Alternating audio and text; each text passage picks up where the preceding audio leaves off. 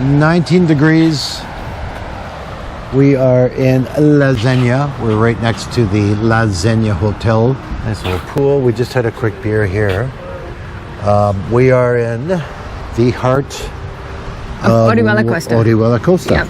Lasenia Beach. We decided we'd come down here today. Oh, how do we get down there? We thought we were coming down this way. Well, we can. Well, if Angela's good with a jump. Oh, yeah, I'm fine with a jump. You gonna get this on camera? There we go. It's absolutely beautiful out here. Feels like summer. A little bit of a north wind, which chills it down a bit. But as you can see, I don't want to film people in bikinis. Yeah. But everybody is really smart, and they put their backs to the wall. Yeah. And when we were walking up to that little restaurant, we had no wind, and it felt like it was 30 degrees. So the second you get out of the wind, it's a game changer. Yeah. But absolutely another horrible day in Orihuela Costa. As you can see, yeah. It's cloudy, it's rainy. 10 feet of snow. 10 feet of snow, minus 18 degrees, wind chill minus 24. Yeah. That seagull's going to freeze out of the sky. For those of you that don't know, I mean, I think at this point, most people that watch our channel realize, or at least are aware, that I actually am Spanish. Yeah, well, we do have a lot of new subscribers, so maybe just fill them in a little. Yeah, so I was actually born in Spain. Me nací en Jerez de la Frontera. I speak Spanish fluently, pero con acento americano. Because it's, I mean, I could say acento canadiense, pero mama, it doesn't sound the same. No. So most people think I'm American when I speak Spanish. I'm fluent and I understand it fluently, but I do have an accent. And you do write it. And I do write and I do read. Yeah. It's just after 40 some years of living in Canada, well, you're going to develop that accent. Yes. Well, both my parents are from here. My mom is from the Zaragoza region near Teruel. And my dad is actually from Cádiz. He's, well, not the city, the province. He's from a little town, Rota. Shout out to Rota if anybody who ever goes down south. Probably the best beach and boardwalk. Beautiful, beautiful, beautiful little town. Gorgeous town. We would live there, but it's just so far down south that it would take us 12 hours to go anywhere. And the Atlantic water is really cold compared to the Mediterranean. No, the beach is... It's stunning. It's different. Oh, yeah. They don't have the cliffs, and they don't have, they don't have the mountains and the view. But that beach goes on for like, you can go all the way to Chipiona. Yeah. So from Rota to Chipiona, I don't know, 14 kilometers of 400 meter wide, straight white sand beach. But it is the Atlantic. Yeah. So we got that out of the way. Yes. So just so you know, I am Spanish. I think you should be speaking more Spanish on our channel, especially for our Spanish viewers. Oh, they're gonna make I'm sure they'd appreciate it, but they'd probably make fun of you. Oh, yeah, so Santi would, when we first met, he told me some stories about whenever he moved here to do his military, and his Spanish was meh.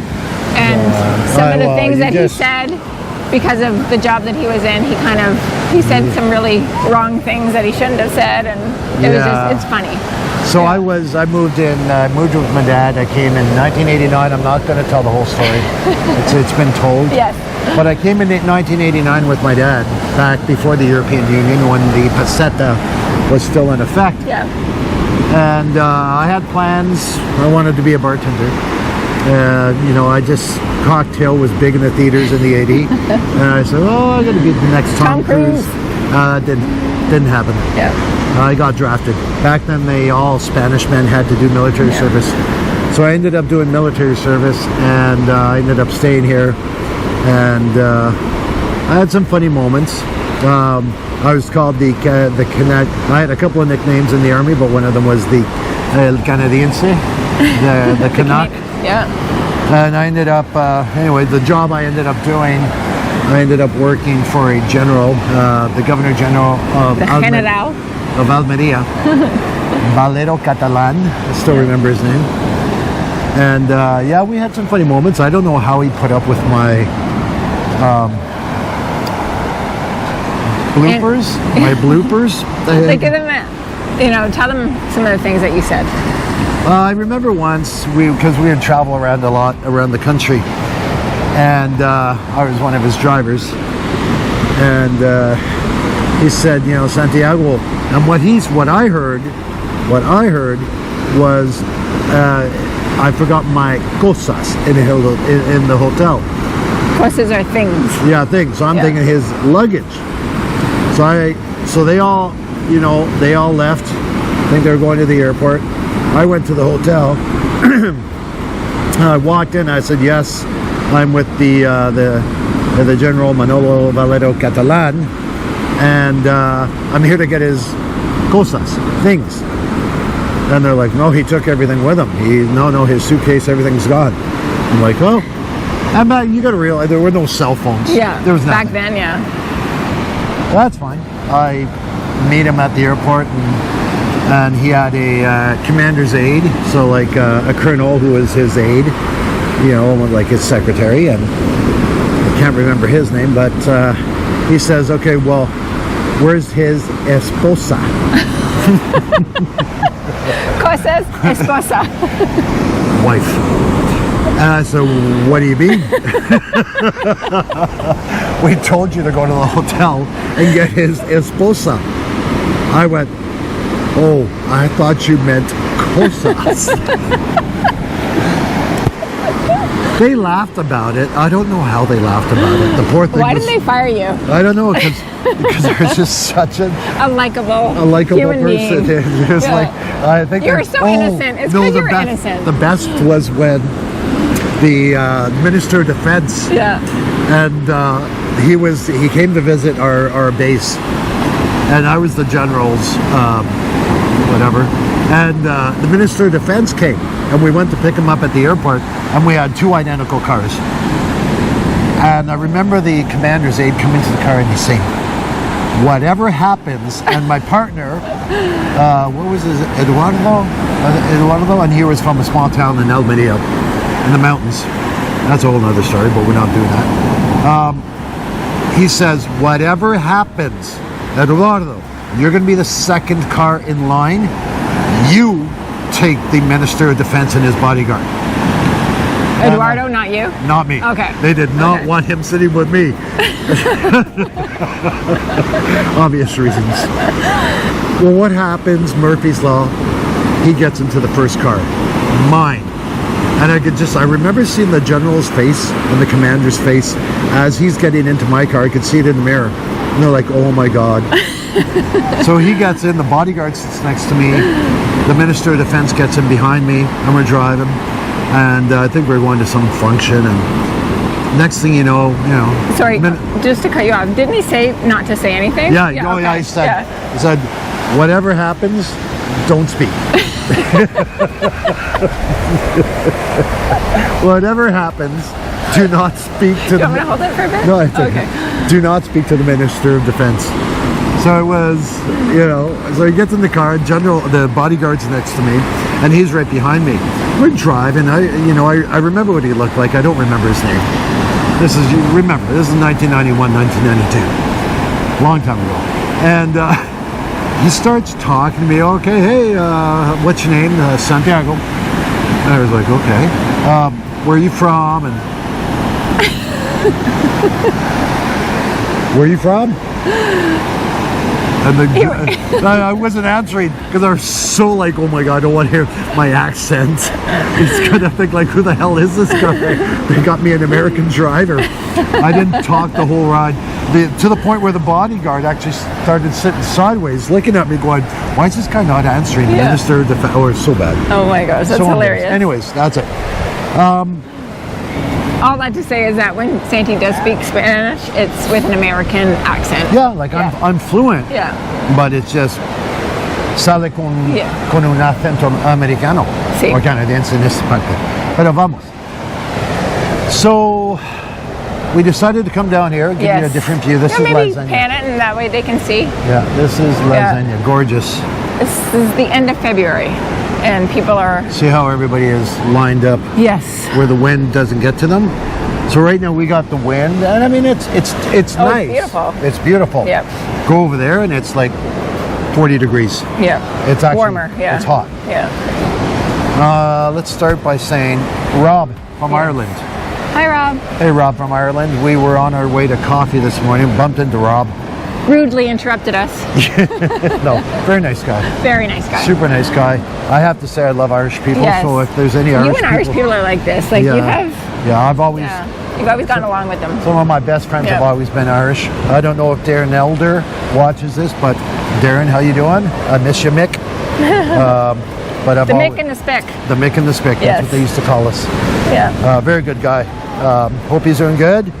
I've always had some really good Irish friends. I don't know, I always used to get along with them. Yeah. Maybe it's because they were some of the first people to inhabit north of Spain. Oh, and, maybe that's it. Yeah, the Celts. Yeah. But yeah, like we met Rob this morning and it just got us thinking because we were talking about retiring and just, life is way too short. So then after that, Sadie and I finished the conversation about, life is too short. And this is the exact reason why we're doing what we're doing. Yeah, he's poor guy. I mean, he's working like himself to the ground up in Ireland. It's expensive. He's got kids. And I mean, just stopped us in the middle of the street there, and I thought he was. I had no idea why this guy was stopping us, and shook our hands and all that. Very nice guy. Very nice guy. But we got talking about life and health and what you want to see yourself doing as you get older. And folks, I understand. Don't you dare think that I know that you got to work hard. Yeah. You have kids. We raised 5. You have to work hard. You got to put in your time. But like I tell our kids, you got to do what you got to do to eventually do what you want to do. Yeah.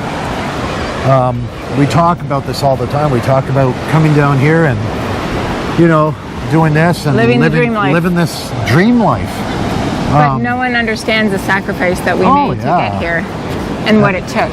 I mean, I did my hundreds of hours of overtime, raised the 5 kids, and I'm at the point now where we're like, okay, we did it. We paid for the house. We had the big house in Ottawa. We raised the 5 kids, put them through soccer, put them to dance, put them through school, bought them, took them down to Florida on trips, down to Lake George, Cuba. We brought them here to Spain. We did it all. Yeah. Like, we're not saying that drop everything you have in life and just get here right away. Yeah. No. we understand that's not possible. No. But I think what we're trying to say, and this is another thing we tell our kids, have a plan. Have a plan. Have a dream. Have a plan. Yeah. And we were talking about all of this with Rob. Yeah, exactly. And he'd like to.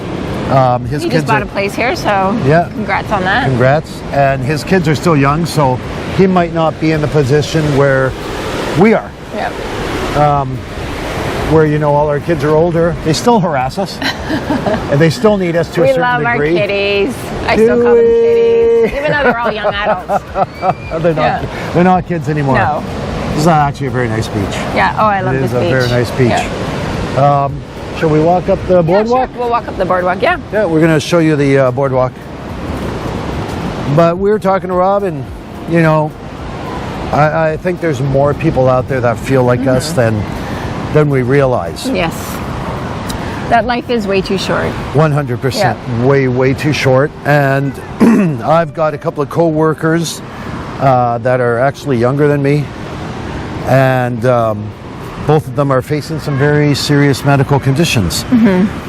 And as I'm sitting at work and we're discussing this and talking to other people, and it's like I don't want that. Like, you can't stop. What's going to happen is going to happen. Yeah. But I really want to start our next phase of life. Exactly. And doing what we can to lead a better life. And that includes being healthier and just being more active, being outside in the sunshine. A simple life. Yeah, a simple life. Very and that's simple. all we want. We want peace, and we want the simplicity of it all. I think peace is a big peace of mind, peace. We're not going to be rich. No, gosh, no. Unless we've got a really rich follower that wants to share. We didn't come into like an inheritance. Sharing is caring. Sharing is caring. Yeah, we don't have like generational wealth or anything like that. Not at all. Not at all. Done it all ourselves. Yeah, and I'm kind of proud of that. Like, not that we have a lot, but I mean, it's just we got here. Yeah. This was a journey we started when we were living in Lunenburg in the country home. Yep. And this is more than 4 years, so about 5 years in the making. 5 years in the making. So it's not like it happened overnight. It didn't. No, and it was just one of those things that we just kind of went, let's do it. We're going to do it. Yeah. And we're not done yet. No, we're not done yet. No. This is just the beginning, basically. I think the hardest part has yet to come. Yes. When we do finally move here. Yep. Yeah. Big time. But we're getting there. We're ready. So we just were at Lasenia. This is actually our favorite. Yeah, Cala Capitan. Cala Capitan. That's how close they are. As you can see, the wind's picked up a bit. You got a bit of waves. But this is probably one of our favorite beaches. Yeah, we like going over in that corner. Yeah, in the back corner over there. Yeah. It's kind of sheltered.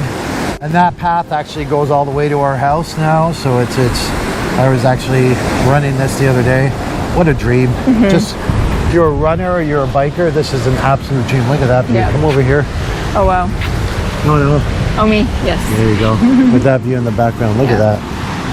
Oh, so you want to answer a question for one of the viewers. So yes, I think what we're going to start doing, we were talking about it this morning, because we get a lot of questions. A lot of, some of you, we get messages, both comments on the actual videos, and then we also get emails. Yes. And people tend to have questions. So I think what we're going to start doing is a segment of our show called Asked and Answered. Yes. So this one came from Ottawa. She asked us, I guess she's planning on coming here. I don't know, like right here, but she's going to be moving to Spain from Ottawa. Congratulations. Yes. Welcome to the Mediterranean lifestyle. I think you've made the right decision. Absolutely. We won't mention their names or their, we won't give out personal information over. Even though we just outed Rob. Well, no, but Rob is Rob. Yeah. But Rob and I are like this. Yeah, we're like that. Yeah, we're like this. He's Irish. Yeah, he's Irish. He's a Mick. Yeah. So she asked us. She said, "We're going to be traveling. They're moving to Spain in July, and what did we do with Levi? Or how did we bring Levi here? Yeah. So we did respond in writing. Yeah. But we'll also do it on the video. So when you're traveling to Europe with an animal from Canada, and I'm sure it's very similar in the States. Yeah, I can't speak for Americans, but as far as Canadians, so first of all, you have to go to the webpage for the Canadian Food Inspection Agency, and you have to print off some forms for traveling abroad with your dog.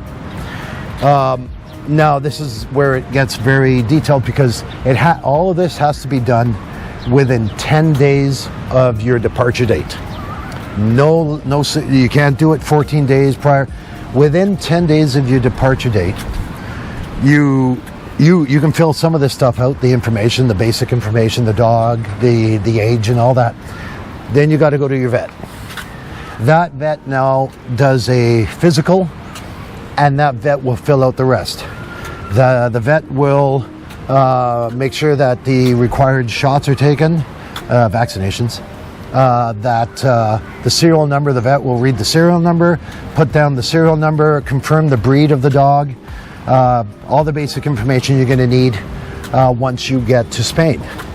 Then once you have your vet, you pay the vet $800 to do all of this.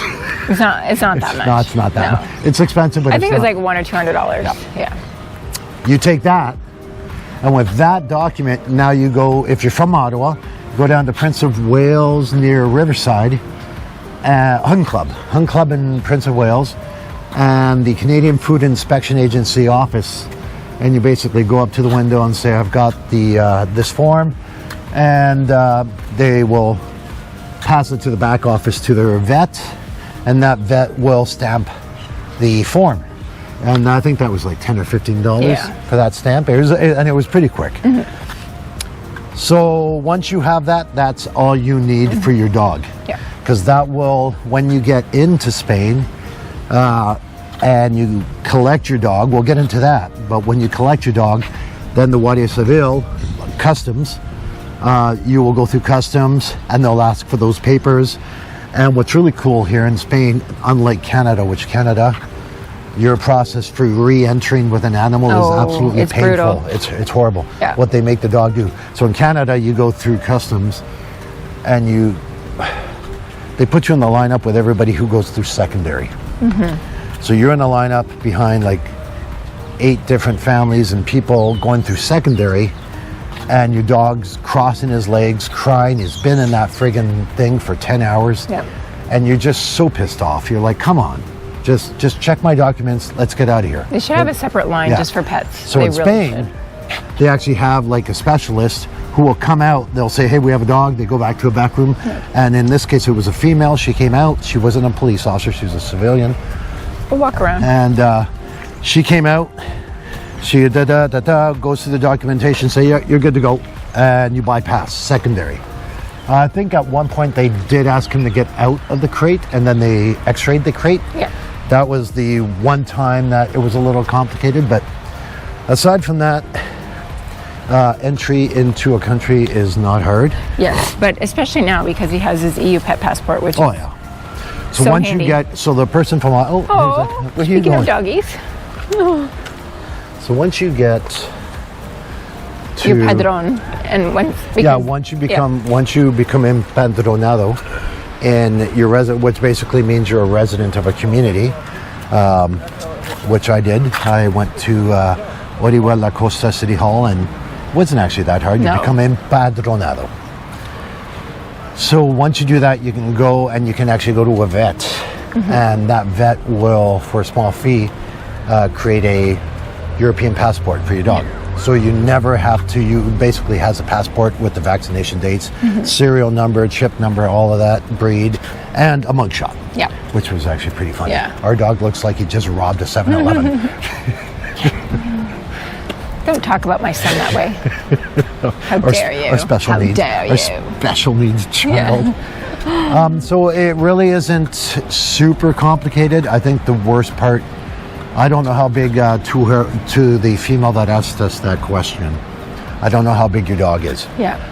This is where it gets really hard on the dog. I think it's 20 pounds, the minimum, 15 or 20 15, pounds. I think. If your dog's under 15 pounds, they can go in a small carrier with you in the cabin. Yeah.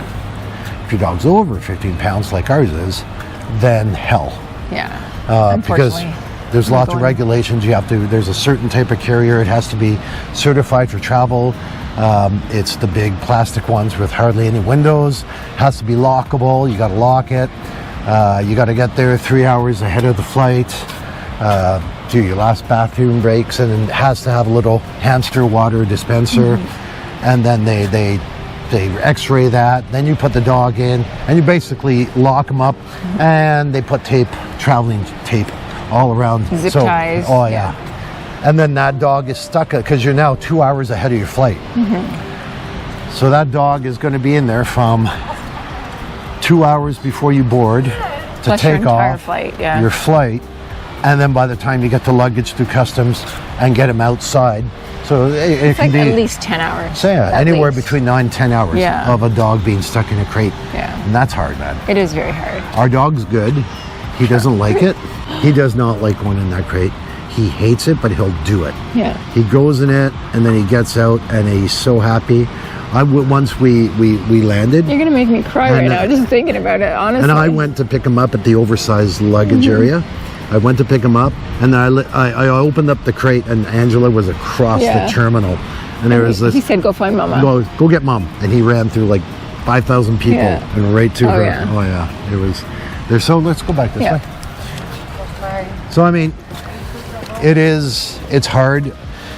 I can't imagine what it would be like to be able to travel in the cabin with him because he'd be so Oh yeah, good. he would be good. And it's not I'd pay fair. for the seat. It's not fair. Because I mean, it already cost $500. Yeah, it costs there and about back. $500 for a Yeah, ticket. to take your. Yeah. So for a bit more. And also, sorry to interrupt, but I just want to say too, like whenever you're booking your flight, it has to be a direct flight. Yeah, I don't think you're allowed to stop in like what we do now, like Ottawa, Paris, Valencia. We don't do that. I wouldn't want When to we do travel with Levi, it's Montreal to Valencia direct, or Montreal to Malaga direct. Yeah. And we drive. Yep. Because there's no way. Yeah. There is no way that I would feel good about a connecting flight. No, I don't even know if you're allowed to travel with your pet Yeah, I don't know. That's in a good- cargo throughout Europe. I think you're not. So No, that's why. We've never tried. Yeah. But on another note, what we do with Levi when we do travel is I have a little GPS puck. Yes. It's Silver Cloud, and I put it in there. I mean, you can use an AirTag. For anybody who's techie understands, AirTags are good, but you need a phone or a Wi-Fi signal. Whereas I went a little bit beyond that, and I got a black AirTag GPS, which operates both off GPS satellites and network. So it's a little bit better, a little bit more expensive, but at least I know where he is. And if he doesn't show up and we don't see him, at least if I have to fly to Bangkok to go get him, I'm flying to Bangkok to go get him. Maybe pan around and show them these houses. Okay, so sorry guys, we were looking at this house Yes, today. yeah. Yeah, that one right there. Yeah. I wasn't too happy with the color. Yeah, the Yeah. color. I was going to go a little bit darker, but we've placed an offer. Yeah. We'll see how that goes. Yeah. They offered us that one instead, but we said, well, I like the balcony on this one, and we'll see what they say. Yeah. We're always, I think that's part of our nature, though. We're always looking. We're dreamers, and we Yes. love. And there's nothing wrong with dreaming. we don't settle. I don't want to settle. We've and never I don't settled. think you should settle. I don't want to be complacent. No. Because we also want to teach our kids that, like what Santi was saying before, you need to have dreams. You need to have aspirations, goals, things to look forward to in life. And I think it's great that we're both built like that. Yeah, we're not the complacent type. No, we're not. We're not the type to just we don't We'll really settle. don't We'll like. just coast. And so we're trying to teach that to the kids to always dream, Yeah. to make a plan, work hard, do what you got to do so that you can do what you want to do. But we thought we'd show you Lasenia. Yeah. We love this beach.